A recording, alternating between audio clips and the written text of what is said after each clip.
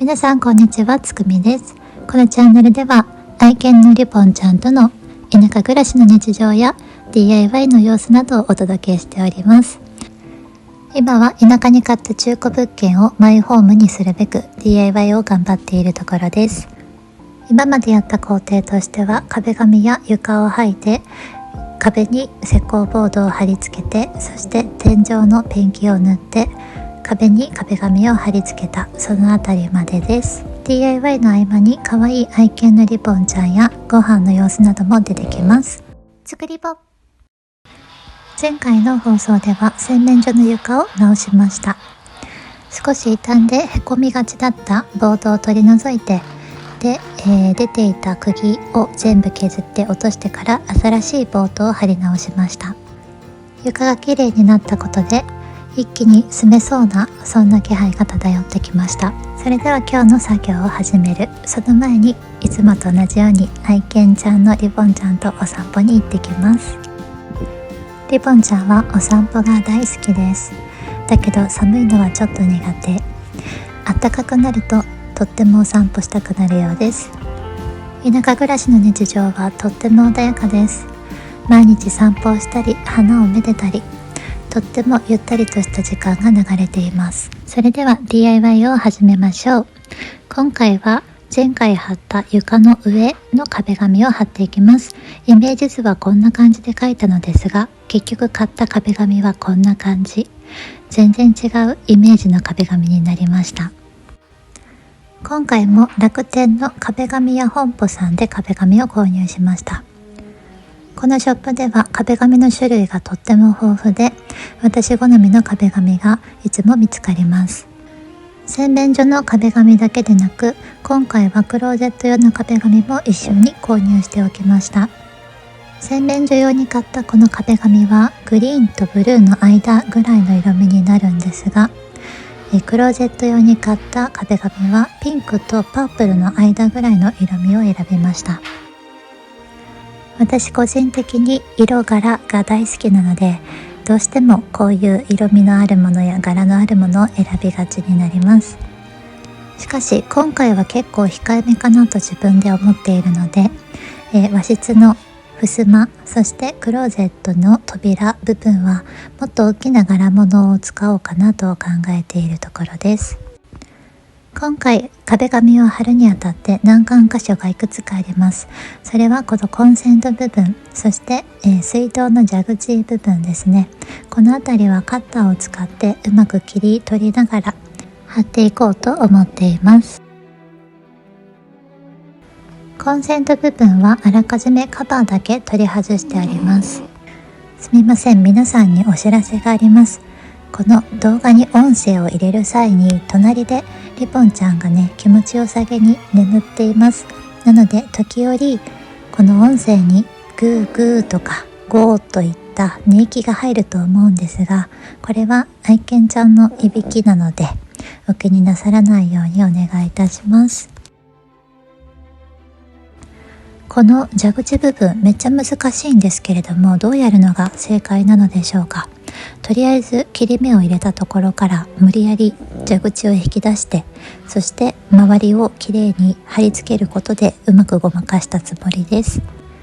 壁紙が余る部分だけカッターで切り取っています。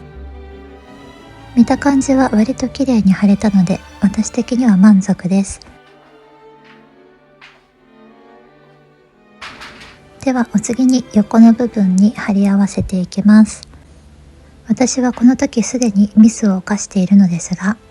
この壁紙、柄物なので柄合わせをしないといけないです。しかしそんなことをすっかり忘れて、あらかじめ測って切ってしまいました。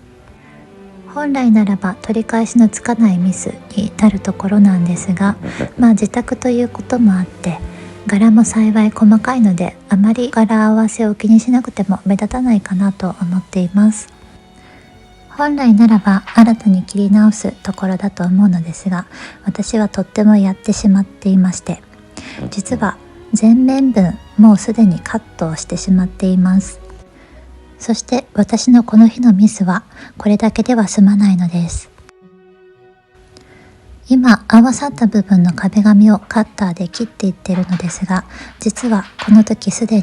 ミスを犯しているのです。壁紙を貼ったことがある方はもう想像ができているかもしれません。実はこの合わさった場所、なんと柄がなかったのです。下側の壁紙の端の部分、耳のところですね、白い部分を切ってしまいました。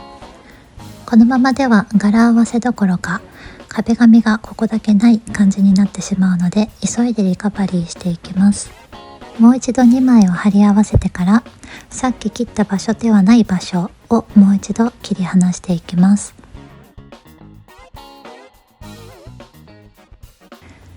本当にやってはならないボンミスです。私本当にボンミスが多いんです。苦し紛れのリカバリーですが、なんとかなるでしょうか。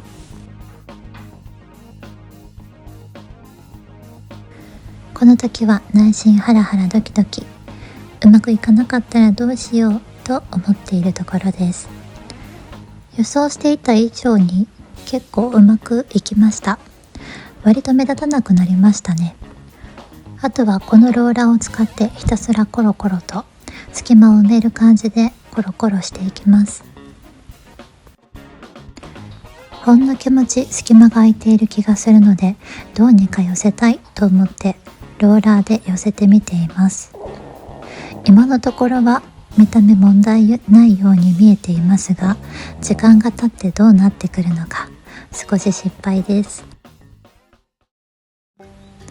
どうにかこうにか貼り合わせることができたので、あとは上の部分、横の部分、下の部分をカッターで切り落としていきます。今回の DIY は初っ端からミスばかりしているので、先行きが不安です。もうミスをしないように気を張って慎重に進めていこうと思います。それにしても今更ですが、この壁紙を貼る道具あると便利ですね。今までなんで買わなかったんだろうと自分でもびっくりしていますが、やっぱり道具を揃えるっていうのはとっても大切なようです。やっと2面に突入です。あらかじめ全面分測って切ってしまったので、ある意味貼りやすいんですけれども、この部分はもっと短くカットしてから貼ろうと思います。この壁紙は裏面に目盛りがついているので、測る際にとっても便利です。のり付きの壁紙ってどこで買ってもこういう感じなのでしょうか。小さい部分は貼りやすくていいですね。このままじゃんじゃん貼り進めていこうと思います。話が少し変わりますが、私は DIY DAO という DIY のコミュニティに入っています。そして今度そのコミュニティで DIY 会を主催する予定です。今まではやり方もわからず YouTube とかを見ながら見よう見まねで DIY をやってきましたが、今では職人さんたちにも質問できるようになったので DIY のスキルが少しずつ上がっていっている、そんな気がします。ちなみに DIY DAO には YouTube をされている方も多くて、 DIY 系の YouTuber さんが多数いらっしゃいます。やっていることや価値観が似ている人が多いので心地の良いコミュニティです。そして今度やる DIY 会では壁紙貼り大会をしようかなと思っています。この家の壁紙もまだ残っているのですが、宿の方の壁紙も貼り直したい箇所があります。メンバーさんとの交流も兼ねて来ていただいて、お手伝いしていただいて、そして一緒にご飯を食べる、そういう流れになっています。普段は一人で DIY をしているので、大人数での DIY どんな感じになるのか、不安と期待が少し入り混じっています。なんせ私は人見知りでなければきっと今頃一人で暮らしてないと思います。とにかくみんなでの DIY がどんな感じになるのか、その映像も撮っておいて、またこの YouTube で皆さんにお見せできたらと思っています。話は少し変わりますが、私は愛犬のリボンちゃんと過ごす日々がとっても幸せで、もしかしたらもうこのまんまでいいんじゃないかなと思い始めています。しかし年を取ってから、例えば60、70、80歳とかになった時、もうその頃にはリボンちゃんはいませんよね。そう思うと一人で生きるのも寂しいのかもしれないという、そんな気持ちと今葛藤しています。私の人生計画では、結婚してしばらくすると子供ができて、気づいたら家族ができている、そんなイメージでした。でも現実と理想はやっぱり違うんですね。昔自分が書いた人生設計を見ていると、子供2人って書かれてましたが、今のところ子供は1人もいません。今から子供を作るのはさすがに無理があるなと感じているので、将来せめて老後に一緒にお茶を飲めるような、そんな人は見つけたいなと思っています。私のお母さんは結婚相談所をかなり進めてきますが、今のところあまり乗り気には慣れていません。この日の作業を終えて家に帰ると、リボンちゃんの熱烈な歓迎が待っていました。リボンちゃんが可愛くって愛おしくって、本当にこの子がいるだけで毎日がとっても幸せです。本当にどうにか30年ぐらい生きてくれないかなと毎日思っています。作りぼ夜ご飯を作ります。この日のメニューは何でしょう。ひき肉と玉ねぎ、そう、ハンバーグを作っています。不器用そうに作業をしていますが、片手でスマホで撮影しながら片手で料理をしています。ぎこちない感じですみません。ここからはカメラを使って撮影しています。ハンバーグの表面だけフライパンで焼き目をつけていきます。ひっくり返して反対側も焼いて、側面はフライパンの端で焼き目をつけていきます。私はこう見えて結構料理が好きです。この日食べたいなと思うものを自分で作って食べるのが好きなんですが、今日はどうしてもハンバーグが食べたい気分になりました。一人前を作るって結構難しいんですよね。なのでいつもだいたい2人分作って1つは冷凍したり、次の日のお昼に食べるようにしています。表面を焼いたハンバーグは一旦溶けてから、フライパンにバターとケチャップ、そしてソースを入れていきます。そこに水とスパイスを加えて煮詰めていきます。そしてここにあらかじめ切っておいた玉ねぎを入れて、さらに煮詰めていきます。煮詰まってきたら、そこにハンバーグを戻してさらに煮込んでいきます。私は割と気分で大雑把に料理をするタイプなので、入れる具はその日によって変わります。今回は玉ねぎだけですが、きのこを入れることもよくあります。ハンバーグの中まで火が通るように煮込んでいる間に、横で味噌汁を作っています。ご飯の時にはスープ類が欲しくて、味噌汁だったり、わかめスープや卵スープだったり、スープを何かしら作ることが多いです。ハンバーグのソースがもう少しなくなるぐらいまで煮詰めていきます。アルミホイルをかぶせておくことで中までふんわりと仕上がります。最後にとろけるチーズをかけて仕上げました。今日の夜ご飯はこんな感じです。作りぽでは今日も地道に壁紙貼りの続きを行っていきます。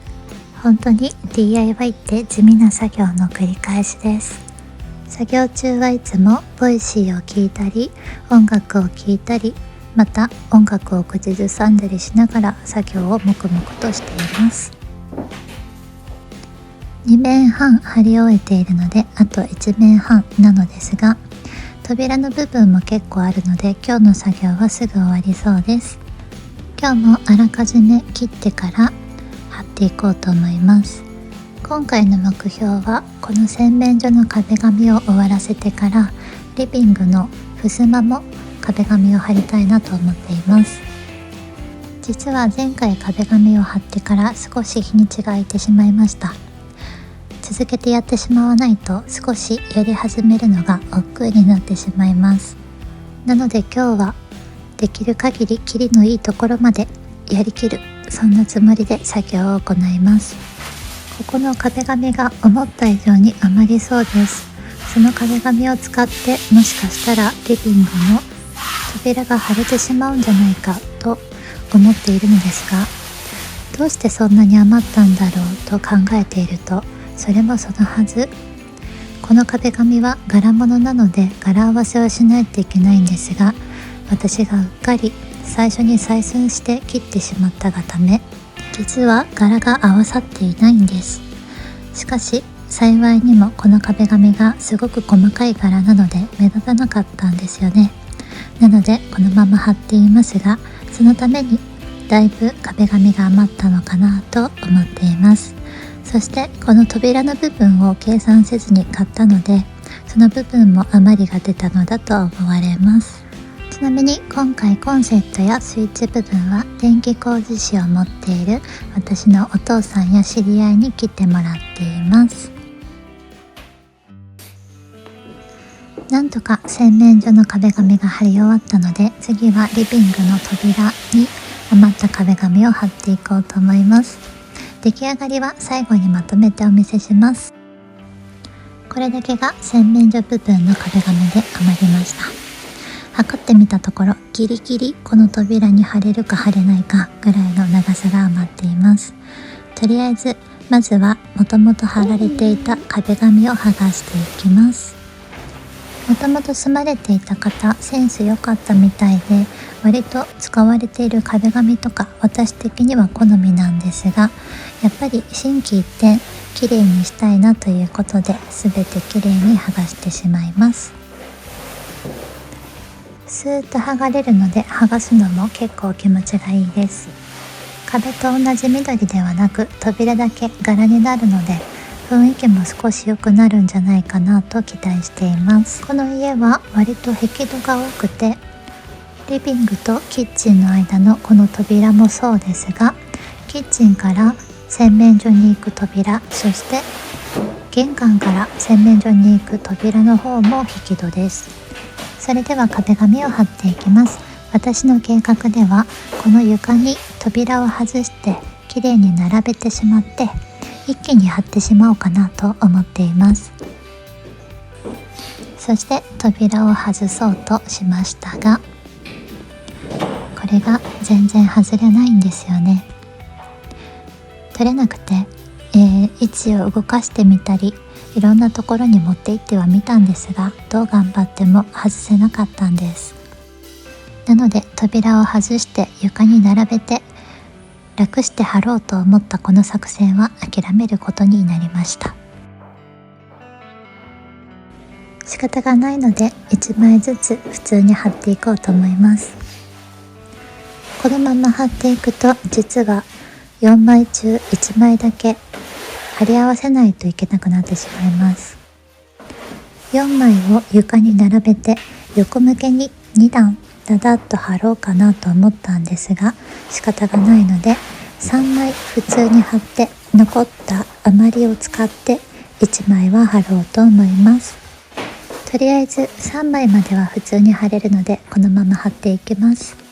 この日はメジャーをどこにやってしまったのかさっぱり見当たらなかったため、こんな感じで直接壁紙の長さを測っています。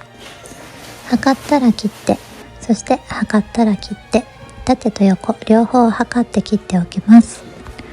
どうして縦まで先に切っておくのかと言いますと、できる限り綺麗な状態、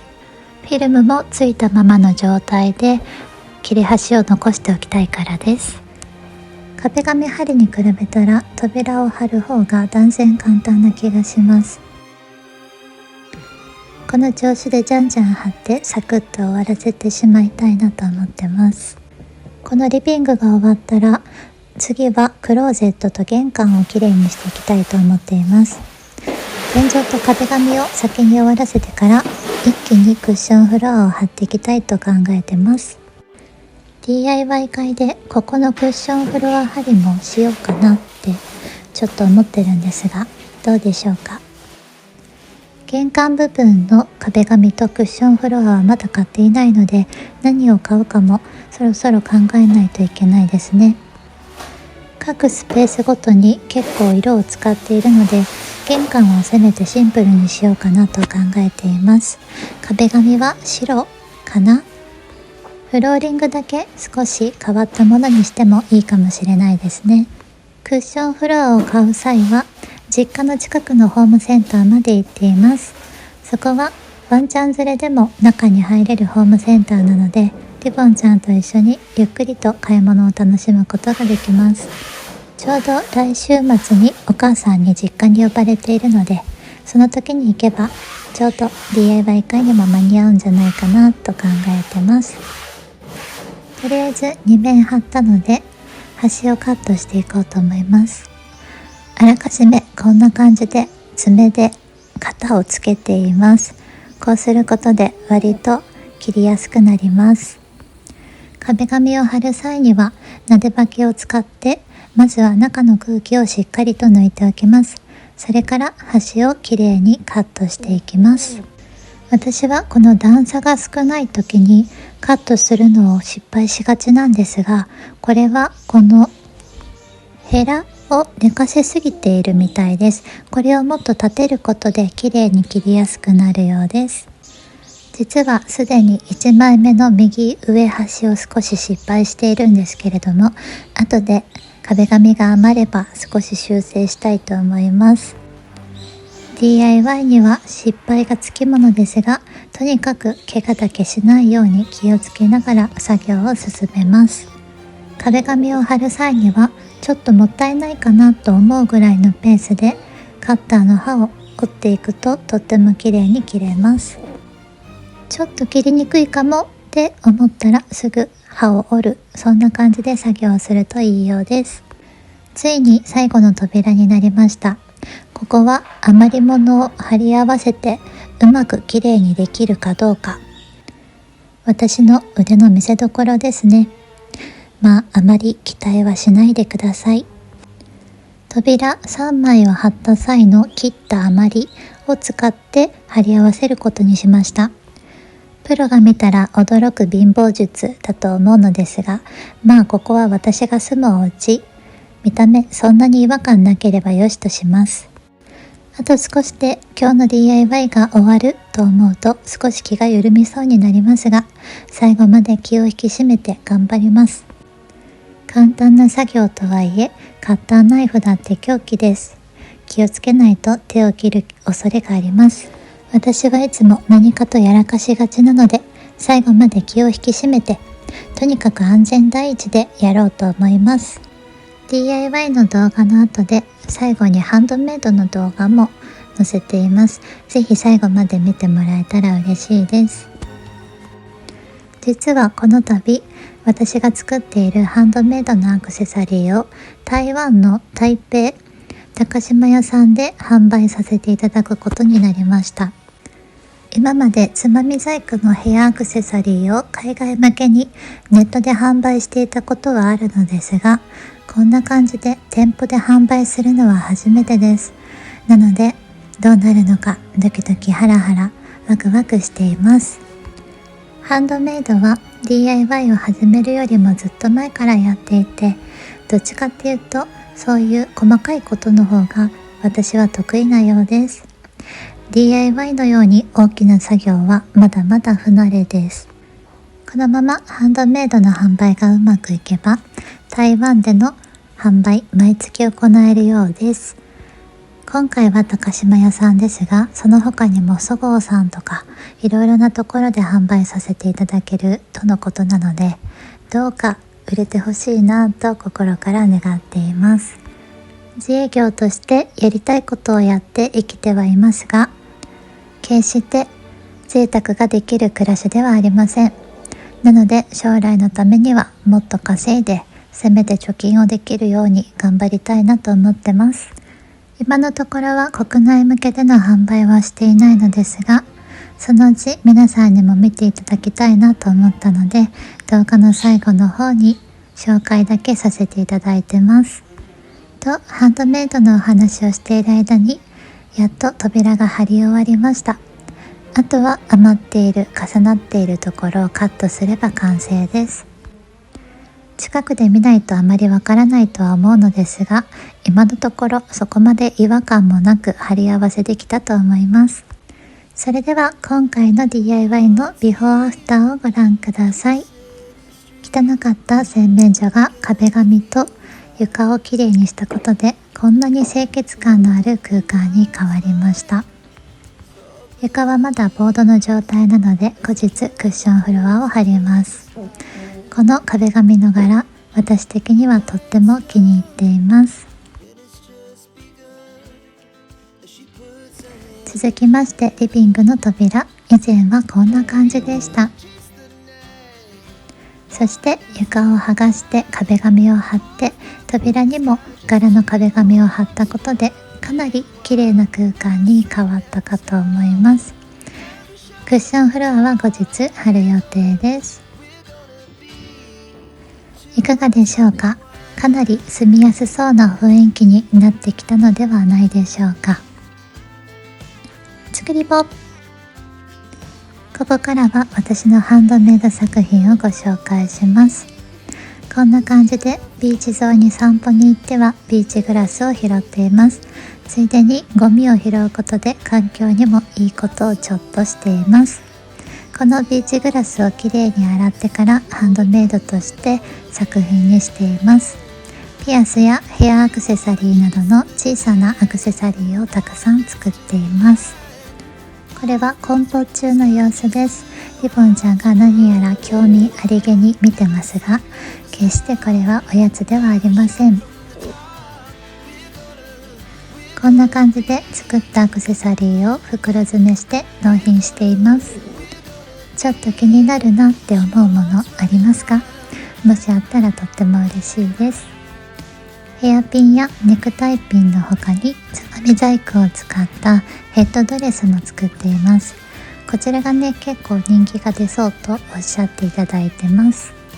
そしてこれは売り物とは全く関係ないのですが、リボンちゃんの洋服ですね。お母さんが買ってくれたんですが、小さくて着れなかった洋服をカットしてゴムリボンをつけて着れるようにリメイクしました。どれぐらいの長さがいるのか試しに着せてみました。されるがままのリボンちゃん、この子は本当にとってもやりやすいです。そしてこんな感じでリボンをつけて完成です。これでちっちゃかったお洋服も着れるようになりました。リボンちゃんが気に入ってくれたかは分かりませんが、可愛いのでよしとしましょう。最後にお知らせです。リボンちゃんの実写版 LINE スタンプが完成しました。イラスト版の LINE スタンプも販売してますので、ぜひご覧ください。